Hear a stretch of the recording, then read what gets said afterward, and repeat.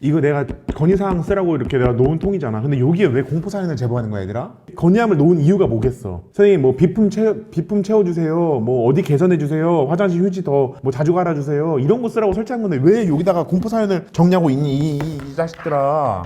이거 봐봐, 이것도 봐봐, 이거 봐봐. 8층 여자 화장실에 귀신 나옴, 유유유유. 장난치지 마. 이런 거 건의함을 여기다가 우리 학원이 6층인데 뭐 8층이 어디 있다고. 8층이 장난하지 말라고, 얘들아. 또 이거 또 봐봐. 또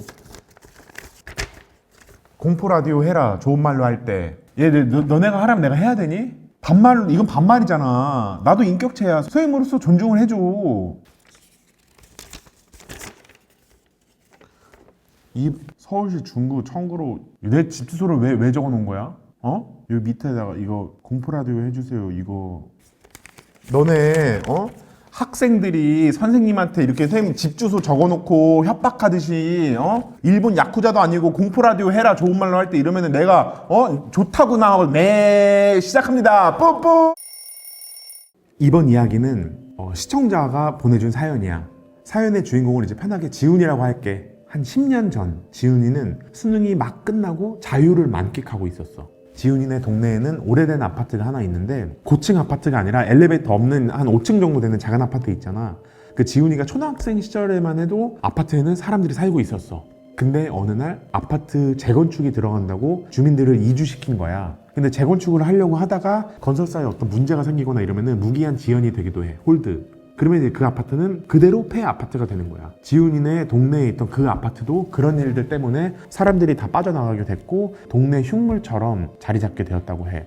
그래서 지훈이는 수험생활을 하면서 학원에서 집으로 가는 길에는 항상 그 아파트를 지나갔었어야 됐는데 불도 하나도 켜져 있지도 않고 사람들이 다니지도 않으니까 수풀이 무성하게 이렇게 자라고 그런 아파트를 지나갈 때면은 소름이 돋아서 자기도 모르게 막 뛰어가고 그랬대. 근데 이제 수능이 끝나고 성인이 되기만을 기다리고 있는 지훈이는 너무너무 심심했어. 그토록 하고 싶었던 게임도 실컷 하고 뭐 밀린 만화책도 보고 뭐 축구도 하고 친구들도 만나고. 너네도 알 거야. 수능 끝난 고3 이때 시간이 굉장히 많거든. 그래서 어른들은 그때 뭐 영어 공부해라, 자격증 따라 했는데 솔직히 그러고 싶겠어, 지훈이 입장에서? 좀만 놀게요. 좀만 이 시간을 좀 즐길게요. 그래서 지훈이도 그 시간에 뭔가 좀 색다른 재미를 찾고 싶었던 거야. 근데 마침 동네 친구 준혁이한테 연락이 왔어. 야, 지훈아 뭐하냐?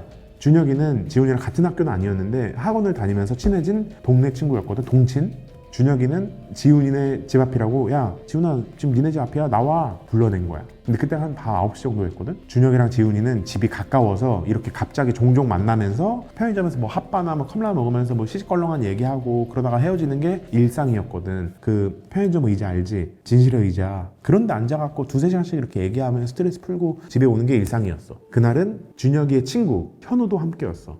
현우랑 준혁이는 같은 학교 친구였는데 엄청 베프는 아니어도 가끔 그래도 뭐 PC방이나 축구할 때 이렇게 가끔 만나는 그런 사이랄까? 그날은 지훈, 준혁, 현우 이렇게 셋이서 편의점 먹방을 신나게 하고 동네로 좀 이렇게 걸어 다녔어. 걸어 다녀 보니까 아까 말했던 그 5층짜리 폐아파트에 가까워진 거야.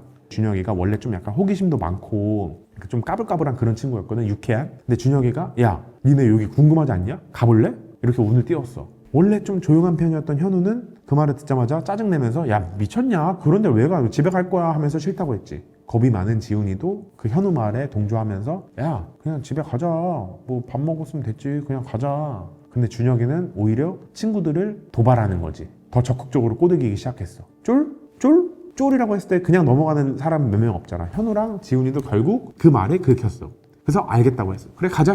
원래라면 지훈이는 그런 곳에 절대 안 가고 심지어 학원에서 집에 와야 되는 길에 그 아파트를 지나갈 때는 뛰어갔다 했잖아. 근데 그날따라 그래 수능도 끝났겠다, 친구들도 있겠다, 맨날 지루한 일상 한번 해보자 하면서 괜한 오기가 생기더래. 그렇게 셋은 핸드폰 불빛에 의존해서 폐 아파트로 들어가기 시작했어. 아파트 단지로 들어가니까 그곳은 맨날 지나가면서 보던 것보다 훨씬 더 음침하고 스산했어. 수능이 끝났을 때라고 했잖아. 겨울이야, 밤이야, 얼마나 스산하겠어. 사람들이 이사가면서 버리고 간 가전, 가구 이런 것들이 막 여기저기 막 널브러져 있었고 막 쓰레기도 많고 그랬던 거지. 관리하는 사람도 없어서 사람도 안 다니니까 잡초도 무성했어. 쓰레기를 발로 이렇게 치우면서 조심스럽게 아파트 내부로 들어갔어. 뭐 1층부터 시작해서 2층, 3층, 4층 이렇게 둘러보는데 생각보다 그렇게 무섭진 않았어. 그냥 분위기가 좀 으스스하다, 뭐 사람이 없다 이런 거 말고는 뭐 이상한 현상이나 소리도 뭐 들리지 않았어. 그렇게 셋은 별 탈 없이 폐 아파트 탐사를 마치고 나온 거야. 나올 때 마음 뭐야? 아, 뭐 별거 없네, 껌이네 이러면서 웃어 넘기게 된 거지. 오히려 그 이후에는 한술 더 떠서 그 아파트는 이 셋의 아지트가 된 거야. 그렇게 1월이 되고 대학교 발표도 대충 결정이 되고 인생 처음으로 술이랑 담배 이런 것도 이제 이 아파트에서 처음 해보게 된 거지. 지훈이, 준혁이, 현우는 이 폐 아파트가 꽤 마음에 들었대. 그렇게 무료하게 보내던 어느 날 준혁이가 끝까지 추가 합격을 기다리던 대학교에 떨어지게 된 거야. 낙심한 준혁이를 위로하기 위해서 지훈이랑 현우는 또 그 아지트에 모였어. 맥주랑 과자 이런 거 마시면서 뭐 재수를 하네 마네 뭐 이런 얘기를 하는데, 그날따라 준혁이가 기분이 안 좋았는지 술을 막 벌컥벌컥 마시기 시작한 거야. 그러겠지 뭐 재수를 이걸 또 언제 또 1년 더 하냐 이런 얘기 하면서. 근데 안 그래도 얘네가 어리잖아. 술도 많이 안 마셔봤고 특히 어릴 때는 자기 주량을 잘 모른다고. 그 전에는 준혁이랑 지훈이랑 현우 셋 다 그냥 좀 술을 좀 맛보고 이리 맛없는 거 왜 먹냐 그냥 요 정도로만 즐기고 그랬었는데 이날은 좀 과했어. 역시 준혁이는 꽤 많이 취했고 그때부터 행패 아닌 행패를 부리기 시작했어. 괜히 막 거기 있던 물건을 막 발로 차질 않나, 뭐 바닥에 막 침 뱉지 않나, 심지어는 갑자기 막 소변 마렵다고 거기다 오줌 싸버린 거야. 현우랑 지훈이는 근데 쟤 단단히 취했다, 쟤는 저러면 안 되겠다 싶어서 집에 가기로 했지. 현우랑 지훈이가 힘을 합쳐서 준혁이를 집에다 데려다 주고 나오는데 뭔가 그날부터 이상한 일이 벌어지기 시작해. 그날 이후로 지훈이는 20살 평생 처음으로 가위에 눌리게 돼. 그 가위의 내용이 뭔가 막 보이거나 들리는 건 아닌데 자면서 계속 뭔가 답답한 느낌? 그리고 평소에도 어디선가 누군가 나를 쳐다보고 있는 느낌이 들고 했대. 근데 뭐 그냥 내가 뭐 뭔가 예민한가? 뭐 대학 뭐 긴장 풀리면서 뭔가 그냥 예민한가 보다 하면서 넘어갔어. 문제는 준혁이었어. 준혁이는 그날 행패를 부린 이후로 연락이 되지 않았어. 준혁이가 맨날 지훈이 불러서 PC방 가자, 편의점 가자 이렇게 하는 편이었는데 그날 행패를 부린 이후로 연락이 뚝 멈춘 거야. 지훈이는 얘가 웬일이지 싶긴 했는데 뭐 재수하기로 했나 보다. 학교 떨어져서 뭐 그 난리를 피운 거니까 지훈이는 뭐 그래 얘는 뭐 지금부터 이렇게 재수 준비를 하나 보다, 그날이 그냥 마지막 그거였나 보다 싶어서 그러려니 했대. 그리고 지훈이랑 준혁이는 고등학교도 다르다고 했잖아. 그래서 연락 안 돼도 뭐 그냥 바쁜가 보다, 뭐 재수학원에 들어갔나 보다 하고 넘긴 거지. 그러다가 오랜만에 준혁이한테 카톡이 왔어. 야 이따 거기서 보자. 당연히 그 셋의 아지트를 말하는 거겠지. 지훈이도 준혁이가 하도 연락도 안 되고 갑자기 연락이 멈추고 이래서 내심 걱정하고 있었는데 이렇게 카톡이 온 거 보니까 반가운 마음에 후다닥 준비를 하고 그 아지트로 향했지. 그 아파트 입구에서 준혁이를 찾는데 안 보여. 그래서 뭐야 얘 혼자 벌써 들어가 있나 싶어서 준혁이한테 전화를 하려고 했는데 마침 그때 현우도 나타났어. 현우도 준혁이 연락을 받고 온 거래. 근데 현우 표정이 뭔가 이상해. 안 좋아 보여. 들어보니까 준혁이한테 계속 연락을 했는데 연락이 계속 안 됐대. 전화도 안 받고. 현우는 지훈이한테 너도 준혁이 엄마한테 전화 받았어? 이렇게 묻더래. 알고 보니까 그 사건 이후로 준혁이네 부모님한테 전화가 계속 왔었대. 근데 현우는 그날 얘가 술을 많이 먹고 들어갔으니까 엄마한테 혼날까봐 두려워서 이 아파트에 대한 얘기는 안 했다는 거야. 그래서 현우는 이게 뭔가 좀 큰일이 났나 하면서 너무 무서워하고 있던 거야. 그러다가 오늘 현우랑 지훈이한테 카톡이 온 거지. 둘은 뭔가 심상치 않다는 걸 느끼고 준혁이를 찾아 헤매기 시작했어. 혹시 준혁이가 뭐 나쁜 생각을 하는 게 아닐까 하면서 막 별의별 생각까지 다 들었대. 머지않아 준혁이를 찾았어. 준혁이는 폐 아파트 계단 쪽에 혼자 이렇게 우두커니 서 있었거든. 준혁이의 뒷모습을 보고 지훈이랑 현우가 후다닥 달려가서 준혁이를 돌려 세웠어. 얼굴을 보니까 깜짝 놀랐어. 준혁이의 눈은 반쯤 돌아서 거의 흰자만 보이고 있었고 딱 봐도 제정신이 아닌 사람 같았어. 현우가 다가가서 준혁이를 막 흔들어서 깨우니까 그제서야 준혁이가 다리에 힘이 풀려서 풀썩 주저앉더래. 준혁이는 쭈그리고 앉아서 겁먹은 눈빛으로 주변을 막 둘러보더래. 그리고는 사시나무 떨듯 떨기 시작하는 거야, 몸을. 지훈이랑 현우는 뭐 더 물어볼 생각도 못하고 그대로 준혁이를 들쳐매고 폐 아파트를 빠져나왔어. 밖으로 나와서 불빛이 밝은 곳까지 준혁이를 끌고 갔지. 그리고 하나하나 캐물었어. 너 왜 우리를 불렀어? 너 왜 거기서 그러고 서 있었어? 그러자 준혁이는 주변을 막 이렇게 둘러보다가 현우랑 지훈이를 갑자기 죽일 듯이 노려보면서 말하는 거야. 왜 나를 두고 그냥 갔어? 그게 무슨 말이야? 현우랑 지훈이는 준혁이를 두고 간 적이 없잖아. 준혁이를 데려와서 준혁이 집까지 데려다 줬잖아. 그런데도 준혁은 계속 현우랑 지훈 옷깃을 부여잡고 멱살 잡고 왜 나를 두고 그냥 갔냐고 이러는 거야. 상황이 거기까지 가버리니까 현우랑 지훈이도 너무 겁이 나는 거야. 뭐야 지금 얘 지금 무슨 소리를 하고 있는 거야? 얘 지금 준혁이가 맞긴 한 거야? 그때 저쪽 골목에 토스트 집이 하나 있었거든? 늘 늦게까지 불이 켜 있는 곳이었어. 그래서 현우는 지훈이한테 야 우리 요새 이러지 말고 저기 저 토스트 집까지 가서 좀 도와달라고 하자 사장님한테. 그래서 현우가 준혁이를 이렇게 붙잡고 있는 동안 지훈이가 막 뛰어가서 토스트 집 문을 두드리고 다행히 사장님이 안에 계셨어. 그래서 토스트 집 사장님이 119에 신고를 하고 준혁이네 부모님까지 불려 나오면서 다행히 준혁이는 안정을 취할 수 있게 됐어. 근데 그때까지도 준혁이는 정말 몸을 달달달달 떨었대.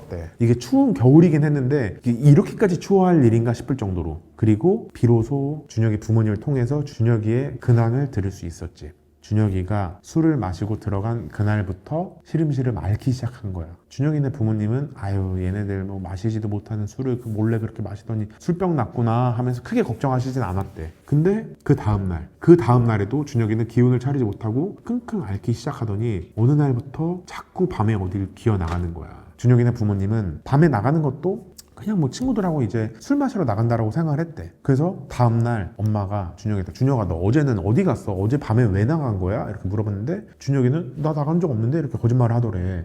그래서 준혁이네 부모님은 아 그래 노는데 누구 만나서 어떻게 노는지는 한번 보자 하면서 밤에 나가는 준혁이를 몰래 따라 나간 거야. 근데 준혁이가 그 새벽에 혼자 그 폐 아파트로 가더래. 그래서 부모님은 너무 놀랐지만 폐 아파트에서 뭐 하는 걸까 싶어서 아파트 안내까지 따라 올라간 거야. 준혁이네 부모님은 그렇게 먼지 냄새 가득한 폐 아파트에 들어서는데 누구의 말소리가 막 들려. 쫑알쫑알 대면서 그 소리 자세히 들어보니까 준혁이가 누구랑 막 이렇게 떠들고 있는 것 같아. 그래서 부모님이 아 친구들하고 있나 하면서 가까이 가서 보는데 준혁이가 혼자서 계속 중얼중얼 이렇게 얘기를 하고 있는 거야. 혼자서. 부모님은 너무 놀래서 그대로 준혁이를 붙잡고 막 흔드는데 준혁이가 마치 자다 깬 사람처럼 멍하니 이렇게 부모님을 쳐다보더래. 그러더니 주변을 둘러보고는 현우랑 지훈이는 어디 갔어? 이러는 거야. 그래서 부모님은 그대로 준혁이를 끌고 와서 병원도 다녀보고 무당집도 다녀보고 한 거야. 근데 준혁이가 점점 혼잣말하는 빈도도 높아지고 점점 이상해지니까 부모님은 준혁이네 방문을 밖에서 잠그는 걸로 바꾸고 준혁이가 잠들었다 하면은 방문을 잠가버렸대. 밖에 아예 못 나가게. 그리고 부모님이 돌아가면서 준혁이랑 같이 잠을 잤는데 새벽만 되면 얘가 일어나서 침대에 이렇게 우두커니 이렇게 서 있기도 하고 자꾸 나가려고 방문을 긁고 그랬대. 근데 그게 너무 공포스러운 거예요. 엄마 아빠 입장에서도. 얘 멀쩡하던 애인데 갑자기 꼭 이렇게 새벽만 되면 어디를 꼭 가야 되는 사람처럼 굴고 막 이러는 게 너무 그러는 거야. 그리고 자꾸 지훈이랑 현우는 어디 있어? 지훈이랑 현우는 어디 있어? 지훈이랑 현우는 어디? 계속 이렇게 묻더라는 거야. 그래서 준혁이네 부모님은 현우한테 연락해서 물어보고 근데 현우는 부모님한테 혼나는 게 무서워서 거짓말을 하고 아, 별거 없었는데요 저희 거기 안 갔는데 이렇게 얘기하고 만 거지. 그 뒤에 어떻게 됐을까? 준혁이는 그 이후에 이사를 갔어. 나중에 듣기로는 무당이 그렇게 하라고 시켰대. 현우는 준혁이가 목류병에 걸린 거라고 얘기를 했는데 지훈이가 생각하기에는 목류병 치고는 약간 너무 섬뜩한 증상이지 않냐 싶더래. 그 일이 있고 나니까 현우랑 지훈이도 자연스럽게 서로 조금 이렇게 멀어지게 되고 세 사람은 더 이상 연락을 하고 지내지 않았어. 지훈이는 아직도 그 생각을 한대. 자기 멱살 쥐면서 왜 나를 두고 갔어? 라고 원망스럽게 묻는 준혁의 표정이 자꾸 생각이 난대. 얘들아 요즘 유튜브 보면은 요런 이제 심령 스팟 굉장히 무서운 스팟을 다녀오는 게 다시 유행하는 것 같더라. 사실 쌤도 최근에 한국지리 포럼이 있어서 충청도에 다녀올 일이 있었는데 돌아오는 길에 어딜 봤는지 알아? 살목지. 너는 살목지 괴담 들어봤지? 근데 여기가 왜 유명해졌냐? 쌤도 굉장히 좋아하는 프로그램 심야괴담에 너네들 보니? 심야괴담에 거기에 살목지 괴담이 한번 소개가 된 적이 있었거든? 쌤이 진짜 굉장히 오랜만에 무섭게 들은 얘기인데 혹시 살목지 괴담을 못 본 친구들도 있으니까 간략하게 소개 한번 해주고 지나갈까? 2011년 2월 15일 화요일이야.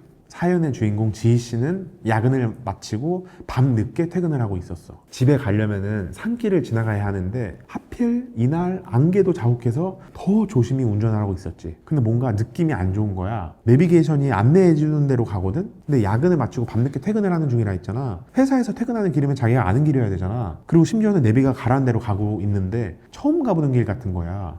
이상하다.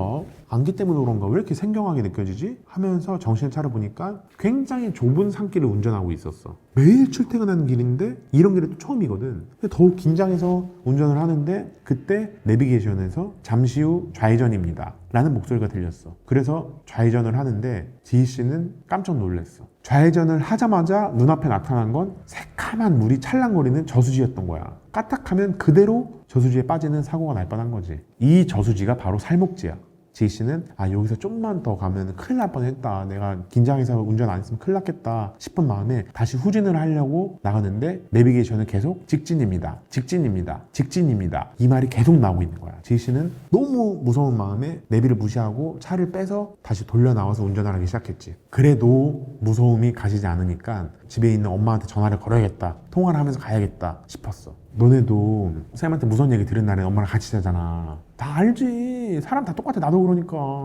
아무튼 지희씨도 그런 마음으로 무서울 때 이제 엄마를 찾은 거지. 다행히 엄마는 바로 전화를 받았어. 지희씨는 엄마한테 방금 있었던 일을 다 한 거야. 엄마, 근데 나 지금 길 잘못 들어왔고 내비가 가란 대로 갔는데 잘못 들어왔고 사고 날 뻔했다. 진짜 너무 무서워. 안개도 너무 자욱하고. 그렇게 얘기를 하니까 엄마는 그 얘기를 듣고 지희씨보다 더 놀라서 괜찮아? 안 난 거지? 사고 안 난 거지? 괜찮지? 다치진 않았지? 이렇게 묻기 시작했어. 지희씨는 엄마, 근데 나 무서우니까 이 얘기 그만하자. 그냥 오늘 엄마 무슨 일 있었는지 얘기 좀 해줘. 이렇게 말을 했어. 그랬더니 엄마가 그래. 오늘 그 유민이 엄마 만났는데 오늘 유민이 엄마랑 뭐하고 이렇게 했어. 이런 얘기 엄마가 막 신나게 했어. 딸이 무섭다고 하니까 엄마도 막 화제를 전환해서 되게 열심히 말씀해 주신 거지. 근데 얘기를 듣다 보니까 뭔가 이상한 거야. 그 지희씨가 엄마 무슨 얘기하는 거야? 유민이 엄마 3년 전에 돌아가셨잖아. 그러니까 전화기에서 아무 소리도 나오지 않아. 엄마가 아무 말도 안 해. 숨막히는 정적을 깨고 핸드폰에서는 기괴한 웃음소리가 들려. 지희씨는 너무 놀라서 전화를 끊어버렸지. 그러니까 다시 엄마한테 전화가 와. 그래서 지희씨는 뭐 엄마인데 아니겠지 하면서 조심스럽게 전화를 받았어. 근데 핸드폰에서 들리는 거는 엄마의 목소리가 아니야. 왜 내비대로 안 갔어? 왜 내비대로 안 갔어? 왜 내비대로 안 갔어? 소름 끼치는 여자의 목소리였지. 지희씨는 다시 전화를 끊고 운전을 하는데 전화가 계속 걸려왔어. 핸드폰에는 그 안테나가 서비스 불가 지역이라고 표시되어 있는데 전화가 계속 오는 거야. 미쳐버릴 것 같은 공포감에 지희씨는 핸드폰을 그냥 창밖으로 던져버렸어. 그리고 다행히 더 이상 뭐 이상한 일은 일어나지 않았고 지희씨는 안전하게 집으로 돌아와서 이제 그 일상으로 복귀를 했어. 그리고 일주일 뒤인 22일 화요일, 그날도 어김없이 운전을 해서 퇴근을 하고 있었어. 근데 그때 갔던 산길은 아예 얼씬도 하기 싫어서 다른 길인 국도로 퇴근을 하고 있었지. 근데 안타깝게도 지희씨는 그날 교통사고를 당하게 돼. 지희씨는 중환자실에서 겨우 눈을 떴고 가족들은 퉁퉁 부은 눈으로 지희씨 곁을 지키고 있었어. 지희씨는 무려 이틀 동안 혼수 상태에 빠져 있었다고 했잖아. 자, 22일 화요일 밤에 사고가 났다. 그리고 이틀 동안 혼수 상태에 빠져 있었다. 그러면 오늘은 무슨 날이야? 오늘이 며칠이야? 22일 날 사고가 나고 이틀 동안 혼수 상태에 있었으면은 24일 목요일 밤이겠지. 근데 날짜를 보니 오늘은 2월 17일 목요일이었어. 이게 뭐야? 알고 보니 지희씨는 이상한 일을 겪었던 15일 화요일 밤, 그날 교통사고가 났던 거야. 그러니까 22일 날 교통사고가 난 게 아니라 15일 화요일 밤에 교통사고가 난 거야. 지희씨는 정신이 아득했어. 왜냐면 나는 분명히 그날 무사히 퇴근을 하고 다음 날에도 출근을 해서 직장 동료랑 어떤 이야기를 나누고 일상을 어떻게 보내는지가 다 기억이 나는데 그게 전부 다 꿈이었다라는 거야. 근데 이상한 일은 여기서 끝나는 게 아니야. 지희씨한테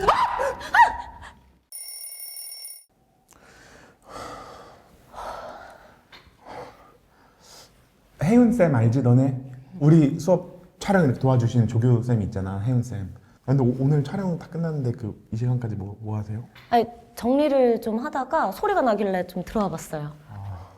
제가 아까 진짜 너무 놀래가지고 죄송합니다. 근데 애들하고 이제 아까 좀 그 무서운 이야기를 하고 있었거든요. 제가 또 그 살목지 말씀이시죠? 네. 네, 저도 얼마 전에 촬영 다녀왔거든요. 근데 왜 거기로 가셨어요? 그 촬영이 잡혔어가지고. 네, 근데 거기서 촬영하면서도 진짜 쉽지가 않았어요. 그 말씀 좀 해주세요. 네, 좀 뭔가 스산하고. 네. 그리고 가끔 돌부딪히는 소리가 나더라고요. 네, 그리고 들어가는 길도 쉽지가 않은데 가장 큰 건 이제 빠져나오는 길도 좀 쉽지가 않아가지고. 돌부딪히는 소리라는 그 표현을 듣기만 해도 막 이렇게 너무 무서운데 어떻게 거기로 가셨어요? 쌤도 이런 공포 콘텐츠 이런 거 좋아하세요? 저 너무 좋아하죠. 네, 근데 혹시 괜찮으시면 제가 하나 좀 풀어도 괜찮을까요? 그럼요. 그 혹시 제가 듣다가 너무 무서우면 오줌 싸도 괜찮을까요? 그건 이번 이야기는 쌤이 촬영장에서 들은 어느 지인이 겪은 얘기야. 편의상 지연이라고 할게. 지연이가 약 5년 전에, 그러니까 20대 중반에 겪었던 얘기야. 지연이는 영화를 전공하진 않았지만 영화 쪽으로 진로를 희망하고 있었어. 그래서 대학교 때 영화 동아리 활동도 하고 아름아름 소개로 단편 영화나 뭐 독립 영화에 스태프로 참여하기도 했었어. 이 이야기도 그러면서 겪은 얘기야. 지연이가 졸업하고 잠시 쉬고 있을 때 지인의 소개로 한 단편 영화 촬영에 급하게 대타로 참여하게 됐어. 한 일주일 정도 같이 사전 작업을 하고 본 촬영에 들어가게 됐지. 이 영화의 배경은 경기도에 있는 한 지역의 폐교였어. 이 근처에서 이제 숙소를 잡고 폐교에서 4일 동안 촬영하는 그런 일정이었지. 당연히 이 폐교는 촬영을 위해서 미리 허가를 받아놓은 상태였어. 아침 일찍 도착해서 본 폐교는 굉장히 낯설었어. 아침이라 해가 막 그렇게 어둡지도 않았는데 텅 빈 학교를 보니까 굉장히 이질적이면서도 막 소름 끼치는 기분이 드는 거야. 너희 그 백룸이라고 들어봤니? 뭔가 익숙한 현실 공간에 살아있는 생명체가 아무도 없을 때 뭔가 그런 공허함과 낯섦이 만드는 공포. 지연이가 그런 공포를 느낀 거야. 그치만 이런 감정도 잠시 촬영을 위해 다 같이 움직이느라 분주해졌어. 이 처음 얼마 동안은 문제없이 촬영이 진행됐어. 근데 저녁이 되어갈 무렵 사운드 감독님이 자꾸 이렇게 고개를 갸웃갸웃 하는 거야. 감독님이 오케이! 이렇게 사인을 했는데도 뭔가 계속 찜찜한 표정이었어. 그러다 쉬는 시간에 사운드 감독님이 갑자기 이상한 얘기를 해. 아니 아까부터 여자 웃음소리가 들린다고. 근데 그 목소리가 헤드셋을 낀 상태는 들리는데 또 벗으면 목소리가 안 들린대. 촬영 현장에서 보통 사운드 감독님들은 소리를 더 정교하게 듣기 위해서 이 마이크에 연결된 헤드셋으로 소리를 듣거든. 그리고 더 이상한 건 이 목소리가 마치 자기를 놀리는 것처럼 배우들이 대사를 칠 때는 가만히 있다가 대사를 딱 멈추면 웃는 소리가 다시 들리더래. 그래서 처음엔 누가 장난치는 줄 알고 아무리 막 주변을 살펴봐도 현장엔 스태프들밖에 없고 녹음된 파일을 들어보면 또 아무런 문제가 없더래. 다들 이 얘기를 듣고는 분위기가 술렁거렸지. 근데 그때 한 배우의 표정이 일그러지면서 사운드 감독님한테 확실히 여자 맞아요? 이렇게 물어봤어. 알고 보니까 이 배우도 이미 촬영하면서 이상한 일을 겪었던 거야. 낮에 있었던 촬영이었는데 그 장면이 뭐였냐면 배우가 교실 안에 뒷문이 있잖아. 그 뒷문에 서서 뒷문에 있는 창문 너머를 혼자 바라보는 장면이었어. 배우가 이렇게 연기를 하는데 어떤 여자가 복도 쪽에, 그러니까 배우 맞은편에 이렇게 서가지고 웃으면서 자기를 보고 있다는 거야. 자기를 보면서 고개를 끄덕이기도 하고 NG가 나면 웃기도 하고 그랬대. 그래서 자기는 처음엔 당연히 그 여자가 스태프들 중에 한 명이라고 생각을 한 거야. 근데 그 촬영을 하다 보면 배우 가까이에서 시선을 맞추거나 호흡을 맞춰주기 위해 카메라에 나오지 않는 쪽에 스텝이나 상대 배우가 위치해 있을 때도 있거든. 그런 스텝이라고 이제 생각을 한 거야. 그리고 그 여자의 모습이 우리가 생각하는 막 귀신의 모습처럼 막 피를 철철 흘리거나 흉측하게 생기지도 않았고 정말 사람 모습 같았대. 그래서 뭔가 이상하다 하고 있었는데 그 찰나에 사운드 감독님이 이상한 소리가 들린다고 하니까 혹시? 이렇게 싶었던 거지.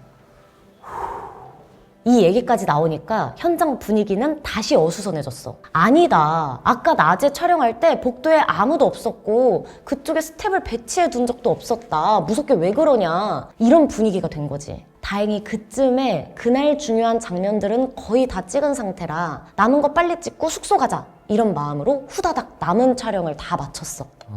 그리고 다음날 아침 촬영팀은 다시 폐교로 돌아왔어. 무섭지만 어떡해. 그래도 뭐 할 일은 해야지. 맞아요. 해가 떠 있어서 그런지 점심까지는 이상 없이 촬영이 진행됐어. 그러다 점심시간이 돼서 스태프 한 명이 밖에 나가서 밥을 사왔어. 폐교가 있던 곳이 조금 인적이 드문 시골이라서 차를 타고 나가서 밥을 사와야 됐거든. 그 스태프는 분명히 인원수대로 도시락을 사왔는데 나눠주면서 보니까 하나가 남는 거야. 뭐 일단은 부족한 것보다 나으니까 뭐 별일 아니겠지 하고 다 같이 점심을 먹었는데 그러고 계속 촬영을 이어나갔어. 근데 밥 먹으면 또 사람들이 어떻게 돼? 또 졸립잖아. 한 3, 4시쯤 사람들이 피곤해하니까 이번엔 커피를 사왔어. 근데 이번에도 또 하나가 남아. 심지어 이번에는 각자 마시고 싶은 음료를 주문받아서 사왔거든? 뭐 아메리카노 몇 명, 라떼 몇 명, 아이스티 몇 명 이런 식으로. 근데 아이스티 하나가 남는 거지. 이게 그냥 별일이 아니라고 생각할 수 있는데 어제도 그런 일이 있었으니까 막 괜히 찜찜하잖아. 그래서 스태프들은 다 같이 규칙을 정했어. 지금처럼 식사나 음료를 주문할 때는 무조건 이름을 쓰고 화장실이나 다른 곳을 갈 때는 무조건 2명 이상 같이 다니기로 한 거지. 그렇게 남은 촬영을 이어나가는데 해가 지고 다시 밤이 됐어. 그때는 이제 운동장에서 촬영을 할 때라 모든 스태프들이 건물 내부가 아니라 야외에 있었어. 밤이라서 다들 더 조심하면서 촬영을 하고 있었지. 근데 그때 학교 건물에서 스태프 한 명이 울면서 뛰어나오는 거야. 다들 촬영하다 말고 깜짝 놀라서 막 무슨 일이냐고 물어봤지. 근데 스태프는 울면서 자기가 방금 겪은 일을 막 설명을 하기 시작해. 야외 촬영이 한참일 때 자기가 화장실에 너무 가고 싶더래. 근데 아까 낮에 규칙을 정했잖아. 절대 혼자 다니지 않기로. 화장실에 가려면 학교로 돌아가야 되는데 학교엔 아무도 없었고 그래서 촬영 중에 혼자 발을 동동 구르고 있었던 거야. 근데 얘들아, 이런 촬영장에서 꼭 모든 스태프들이 항상 바쁜 건 아니야. 뭐 예를 들어서 내가 분장팀이다. 그러면 분장을 하고 촬영에 들어가. 그러면 그 촬영하는 동안에는 뭐 특별한 이슈가 없는 이상 그 장면이 끝날 때까지 대기하는 게 일반적이야. 그래서 사람들이 촬영하는 동안 몰래 화장실에 가려고 하는데 마침 다른 스태프 한 명이 다가오더니 화장실 가시려고요? 이렇게 먼저 물어보더래. 둘 다 여자였거든. 그래서 이 스텝은 헉, 무서운데 잘 됐다 하고 같이 화장실에 갔어. 화장실에 가면 이제 칸이 여러 개잖아. 각각 들어가서 볼일을 보는데 옆 칸에서 아무 소리도 안 들리더래. 그래서 이상하다 이렇게 하고 있었는데 일단 내가 급하니까 먼저 처리를 하고 나왔어. 근데 몇 분이 지나도 그 사람이 나올 기미가 안 보여. 그래서 조심스럽게 물어봤대. 괜찮으세요? 근데 조용해. 그래서 이 스텝이 있던 아까 들어갔던 그 화장실 문을 이렇게 살짝 밀어봤어. 근데 텅 비어 있는 거야. 분명히 들어가는 걸 봤는데 순간 이 스텝이 소름이 끼쳐서 입을 틀어막았는데 그 순간 옆 시야로 누군가 복도를 뛰어가면서 히? 웃는 게 보이더래. 그래서 막 이렇게 소리 지르면서 울면서 뛰어나온 거였어. 사람들은 그 얘기를 듣고 그 여자가 누구였냐 물어보는데 이 스텝이 말하길 분명히 방금 만났고 대화도 나눴는데 얼굴이 기억이 안 난대. 이런 목격담까지 나오니까 현장 분위기는 정말 말도 아니었어. 촬영을 중단해야 한다는 얘기가 나오기 시작했는데 그때 이 폐교를 이제 섭외했던 제작 PD가 자기가 들었던 얘기를 꺼냈어. 이 폐교로 들어서는 어귀에 거대한 느티나무가 하나 있는데 그 나무가 그 동티난 나무라고 해가지고 사람들이 그 나무에 목을 메고 많이 죽었다는 거야. 물론 아주 오래전 일이지만 이 마을에서 누군가 스스로 목숨을 끊는 사람이 나오면 꼭 저 나무에 목을 맸었다고.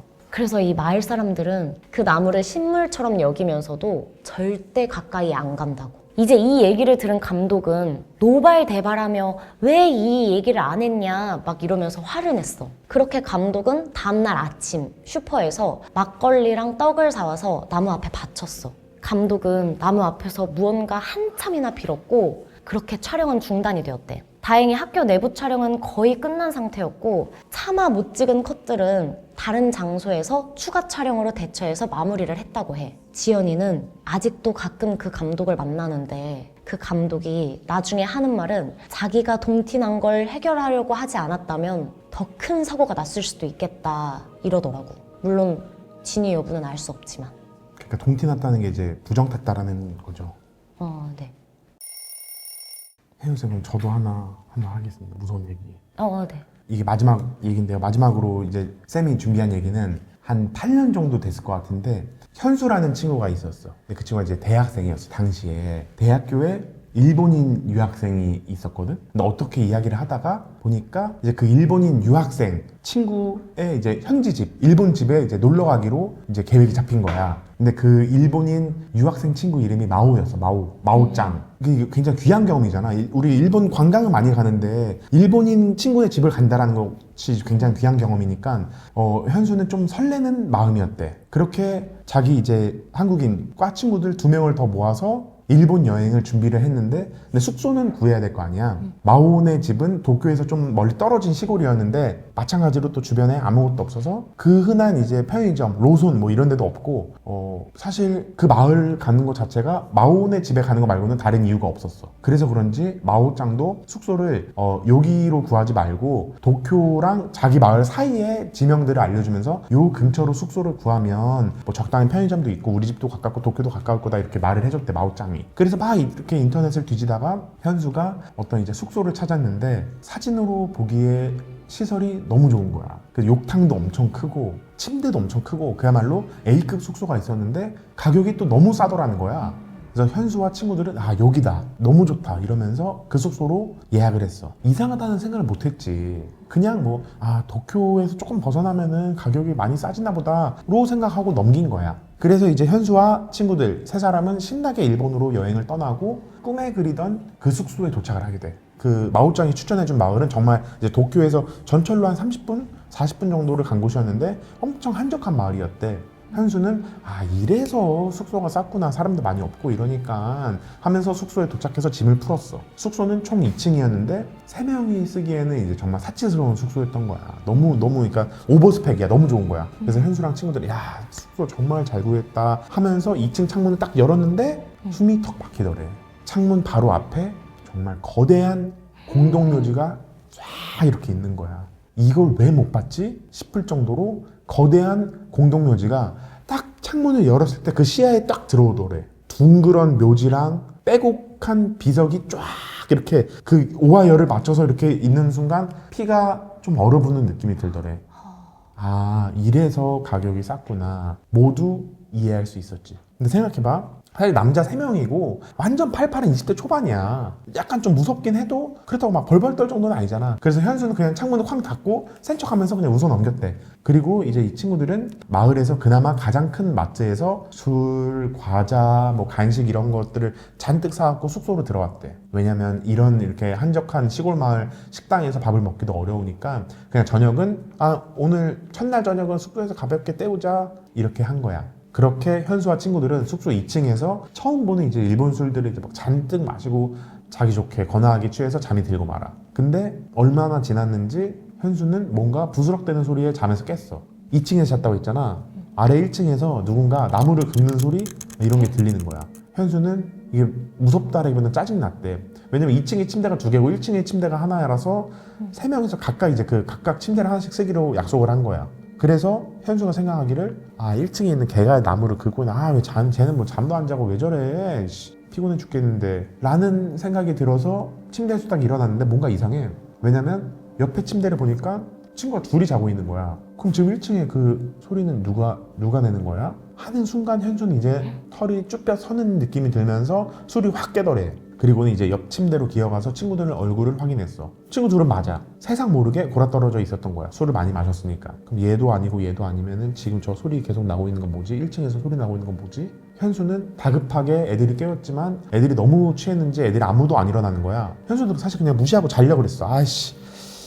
여기 뭐 숙소 뭐 이런가 보다. 근데 잠이 도저히 안 오는 거야. 한 번 깨고 저 소리를 듣고 소름이 끼치고 나니까 잠이 안 들지. 결국 현수는 침을 꼴깍꼴깍 삼키면서 천천히 계단으로 향했어. 그때까지만 해도 나무 긁는 소리가 주기적으로 나고 있었어. 현수는 약간 무섭긴 했지만 한편으로는 근데 뭐 내가 여기 처음 자보는 거니까 뭐 가구가 삐걱대거나 뭐 바람에 뭐가 흔들리는 소리거나 막 그런 거겠지. 그렇게 믿고 싶었대. 소리의 정체를 확인하려고 내려간 1층에는 정말 쎄한 스산한 공기가 가득했어. 현수는 숨을 크게 쉬고 1층 불을 딱 켰는데 불이 안 켜지더래. 버튼을 눌렀는데 그때부터 현수의 손이 덜덜 떨리기 시작해. 그 소리가 나는 쪽은 1층 거실 쪽이었어. 현수는 캄캄한데 거의 기어가다시피 다가가서 1층 거실을 확인을 하는데 현수가 거실에 도착하자 거짓말처럼 소리가 안 나는 거야. 뭔가 그래 뭐 그치 내가 잘못 들었나 보다 하면서 안심이 된 현수는 그대로 거실을 둘러보고 올라가려고 하는데 그때 누가 현관문을 두드리는 거야. 이 새벽에 누가 찾아오겠어. 분명히 숙소 주변에는 사람도 인적도 드문 한적한 시골 마을이었는데 현수는 바로 기절할 뻔한 거지. 그대로 자리에 주저앉아 벌벌벌 떨기 시작했어. 내가 잘못 들었나 싶어서 기다리고 있는데 현관문을 다시 문을 두드리는 노크 소리가 나는 거야. 현수는 도망치듯 애들이 있는 2층으로 올라가려고 했는데 보고 말았어. 거실 베란다 창문 쪽으로 현관의 일부가 보였거든. 보니까 현관에 어떤 남자가 등을 이렇게 굉장히 이제 기괴하게 구부리고 있는 형체가 보이더라고. 그 현수는 아 지금 이거 내가 지금 제정신이 아니다. 지금 내가 뭔가 지금 이상하다 하는 생각이 들어서 도망치듯이 2층으로 도망가려고 하는데 뒤에서 목소리가 들리더래. 요구소 오마치시대 오리마시다. 현수는 그대로 2층으로 바로 도망쳐갔고 친구들이 있는 침대로 뛰어서 숨어들었어. 그 순간까지도 1층에서 계속 똑똑똑똑 문을 두드리는 소리가 났고 일본어 말소리가 계속 들리는 거야. 현수는 이불 속으로 들어가 귀를 틀어막고 덜덜 떨다가 정신을 잃었고 눈을 떠보니까 2층 침대가 아니라 1층 소파에서 자고 있더래. 다음날 아침 현수는 친구들에게 자기가 겪은 일을 말을 했어. 근데 그 친구들이 뭐라 그랬겠어? 코웃음 치면서 야 너는 뭐 너무 무섭고 피곤해서 악몽을 꾼 거다 이렇게 그냥 넘기는 거야. 제대로 듣지도 않고. 무슨 꿈을 그렇게 꿔? 피곤해서 그랬겠지. 안 믿어. 현수는 아 내가 이게 술에 취하긴 했지만 이렇게까지 생생한 악몽을 꾼다고 싶었는데 오늘은 어쨌든 그 일본인 유학생 친구 마오짱을 만나러 가기로 한 날이야. 그래서 마오는 자기 동네 역 앞까지 마중 나와 있더래. 그래서 이제 일본인 친구를 만나서 마오네 동네도 구경을 하고 마을 주민분들하고 이제 인사도 하고 이렇게 관광을 이어나가면서 근처 이제 신사부터 해갖고 구경할 거를 다 구경했어. 그리고 이제 마오짱네 집에 가서 맛있는 저녁도 대접받기로 한 거지. 너무 좋은 고마운 친구지. 근데 막상 또 이제 대낮에 이제 마오짱 일본인 친구를 만나니까 무서웠던 기억도 좀 달아나고 친구들 말대로 좀 아 그래 내가 어제 뭐 가위 눌렸나 보다 술에 취해서 뭐 헛것을 본 것 같다 이렇게 생각하고 말았어. 그래서 현수와 일행은 드디어 그 일본인 친구네 집에 들어갔는데 마오네 엄마가 현관으로 마중 나오면서 일본어로 이렇게 말씀하시는 거야. 오마치시대 오리마시다. 현수는 저거 어제 들은 얘긴데 내가 어젯밤에 하면서 기절할 것처럼 소름이 돋더래. 그래서 현수가 마오짱한테 오마치시대 오리마시다가 무슨 말이야? 라고 물었대. 그러니까 마오는 웃으면서 이렇게 번역을 해줬어. 환영합니다. 오길 기다리고 있었어요. 라는 뜻이라고 친절하게 번역을 해줬어. 그래서 어젯밤에 들었던 그 오마치시대 오리마시다라는 그 문구의 정체는 현수와 그 친구들을 반기는 인사말이었던 거야. 그 등이 굽은 어떤 남자가 노크를 하고 오마치시대 오리마시다라고 얘기를 했던 게 현수는 그 말을 듣고 나서부터 밥을 먹지도 못하고 패닉에 빠져 있던 거지. 근데 결국 이 얘기를 마오한테 했어. 어젯밤에 나무 긁는 소리가 났다. 확인하려고 1층 가보니까 창밖에 어떤 아저씨가 노크를 하고 그 얘기를 하고 있더라. 그 얘기를 같이 들은 마오네 아버님은 그 얘기를 듣더니 문을 열어주지 않았으니까 다행이고 괜찮을 거다. 근데 그 숙소는 다시 가지 말아라 라고 당부를 하셨대. 그리고는 이제 그 숙소가 어디냐 하면서 예약한 사이트를 좀 보여달라고 하셨어. 현수는 자기가 이제 예약한 사이트를 보여줬는데 마오네 아버님이 보자마자 눈살을 찌푸리셨대. 왜냐면 그 숙소의 후기에 일본어로 적힌 글들이 있었는데 현수는 그냥 모르니까 무시하고 지나갔었거든. 근데 그 후기가 무슨 내용이었냐면 바로 앞에 공동묘지가 있음. 밤마다 창문을 두드리거나 문을 두드리는 소리가 남. 절대 열어주지 말 것이라는 내용이 있었대. 물론 이제 그 이후로 현수는 뭐 다시는 귀신을 보거나 그런 일은 없었는데 현수랑 친구들은 아직도 가끔 그날 이야기를 한대. 그날 밤 현수를 찾아온 방문객은 누구였을까? 그리고 난 분명히 2층으로 올라가서 잠을 잤는데 왜 1층 소파에서 깼을까? 이 얘기를 많이 한대. 진짜 너무 재밌었어요. 저도 네, 좀 가끔 이렇게 종종 들리겠습니다. 아, 네, 감사합니다. 네, 저도 덕분에 혜연쌤 덕분에 네, 그럼 가보겠습니다. 네. 얘들 안녕. 네, 조심히 가세요. 네. 와, 무서워. 혜연쌤이랑 무서운 얘기하니까 좋다, 그치? 왜? 수정아, 왜? 표정 왜 그래? 아니, 무슨 얘기야? 우리 촬영 그 PD님 조규쌤이잖아. 뭔 얘기야, 그게? 아니야. 무슨 얘기 하는 거야, 지금? 살목지 촬영하러 간다고. 그게 작년에.